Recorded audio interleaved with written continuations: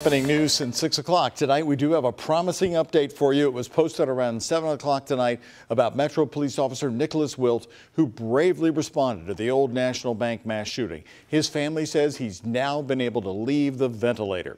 The new post by the Louisville Metro Police Foundation also says the 26-year-old officer has been able to leave all other life-sustaining equipment.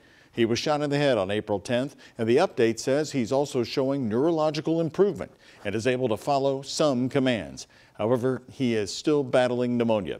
They say he's now entering the long haul of his recovery, but has been steadily improving all week long.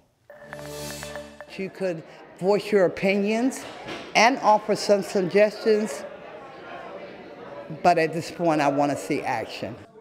Janice Walls is just one person who came out tonight to make her opinion known to the U.S. Department of Justice, but her message is clear. She wants to see action now. Well, the DOJ is back in town as they prepare to negotiate the consent decree with the city and LMPD. Tonight, the department wanted to hear what the public wants included in that consent decree.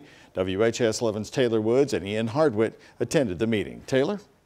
Well, Doug, about 50 concerned Louisvillians came to the main library downtown to discuss their ideas with the U.S. Department of Justice. The investigators have returned to Louisville for the week looking for suggestions about the upcoming consent decree that will oversee Metro Police. Why would you unload 2 clips in his back? They shot him over 20-some times. One of your recommendations should be that all those cases should be reviewed. Us being the final authority in the policy oversight and budget process. Louisvillians sharing personal stories and feedback with the U.S. Department of Justice. The agency will negotiate with the city on how a federal consent decree overseeing Metro Police will be managed. Your voice today is the opportunity, is one of many opportunities that will arrive to tell us what you would like to see in that consent decree. Residents like Janice Walls of West Louisville see the police department this way. Policing is very much in our community considered not our friends and not safe. Many people giving examples of their personal encounters with LMPD. Dr. Ed Warner Jr. says it's been over 15 years since his incident, and he just filed a complaint with the Office of Inspector General. Some of those issues I didn't even realize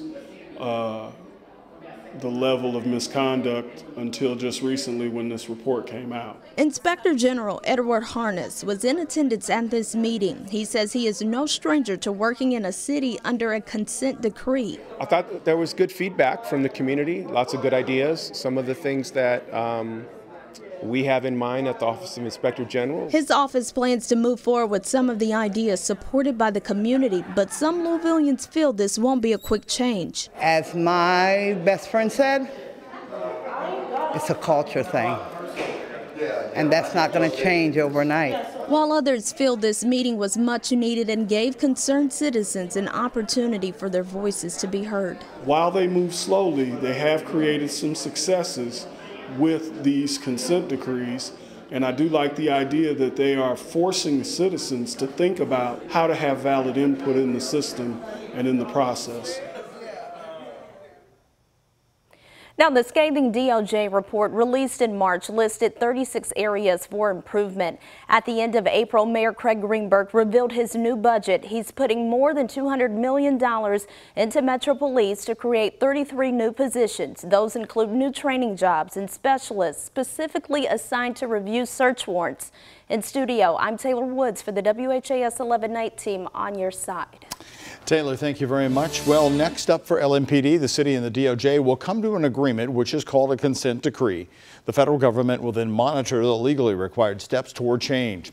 The decree is a federal court order which will hold the department and the city legally accountable. The department will have to prove that they are making equitable changes. It could set deadlines for the police department to hit their different goals, all under the watchful eye of the federal government monitor. It has taken anywhere from 6 to 11 years for other cities to get the okay from a federal judge who says that they have completed their compliance. By the way, if you didn't make it to today's meeting, well, I'll let you know you have several opportunities to voice your opinion this week.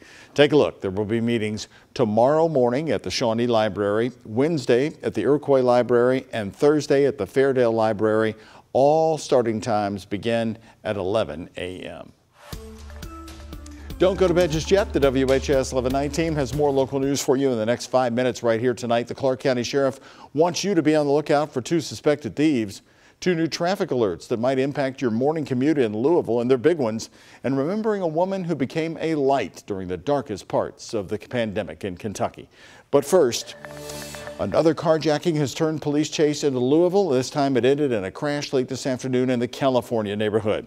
LMPD says detectives were at Algonquin Parkway and McCloskey Avenue when they witnessed a carjacking. Detectives believe Octavius Long was seen carjacking someone in a pickup truck.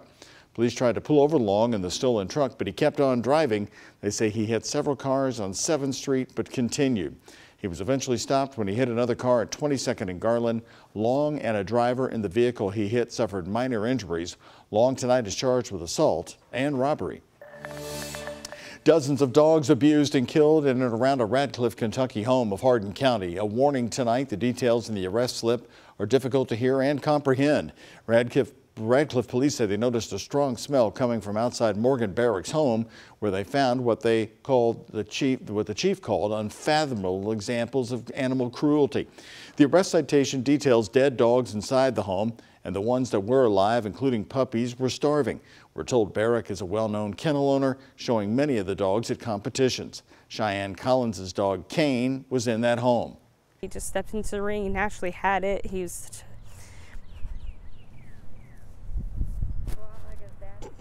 just like his dad. That's my best friend. I can't even bring him home in a box, and she doesn't have any sort of remorse or any explanation, nothing. Barrack's history dates back years. She was also charged with animal cruelty in late 2021. Right now, Clark County Sheriff's Office needs your help finding these 2 people. Deputies believe Kayla Llewellyn and Scotty Binion from Madison, Indiana, are connected to several thefts and burglaries around Clark County, Indiana. Sheriff Scotty Maples says any information, no matter how small, could help them in their investigation. If you have any tips that can help detectives, you can call the local police department or the sheriff's tip line at 812-280-2276. 2 traffic alerts that can impact your morning commute. There's an emergency lane closure on I-64 West tonight. The right lane at Grinstead Drive overpass just after the Cochran Hill Tunnel will be closed until Wednesday. Talking about the right lane again, they're doing bridge and reinforcement work. The exit to Grinstead Drive will remain open. And another emergency closure at the I-64 interchange with the Gene Snyder Freeway in far eastern Jefferson County. Starting tonight, KYTC says a beam setting needs repairing just west of the new Gene Snyder overpass. You can see here in red the part of 64 that is closed. Drivers are being redirected. You can see that in green right down to Taylorsville Road and then back up to I-64. This will all reopen tomorrow morning, but then the same thing will happen all over again tomorrow night in the eastbound lanes. Again, 64 in the Gene Snyder interchange. She was a source of light during a dark time in Kentucky. Kentucky Sign Language interpreter Virginia Moore passed away over the weekend. We will get through it. This is a point and you go right through it together. You probably recognize the Louisville native for her work alongside Governor Andy Beshear during the height of the pandemic. Early on, she asked the governor as a public service to be part of the COVID briefings, and he said yes right away. Sunday, the governor remembered her as the Kentuckian who taught us all the importance of leading with love and inclusion. That love appreciated by everyone with the Kentucky Commission on the Deaf and Hard of Hearing. She was very passionate, and I think that showed, and I think that might be why the citizens of Kentucky just latched onto her. And she was very vibrant and genuine, and I think that showed. Behind the scenes, Moore had been the early foot soldier in Kentucky, fighting barriers for years, advocating for things like early hearing tests and captioning on films, a true champion for the deaf and hearing impaired. So just as she was becoming a household name in Kentucky, I sat down with Virginia and recorded one of my Prophet Report podcasts with her. It's from April of 2020. You'll hear that she was a proud Louisvillian and her father worked in the printing press at the Courier-Journal. You'll quickly understand why she was so beloved. You can find it posted right now on the WHAS 11 YouTube page.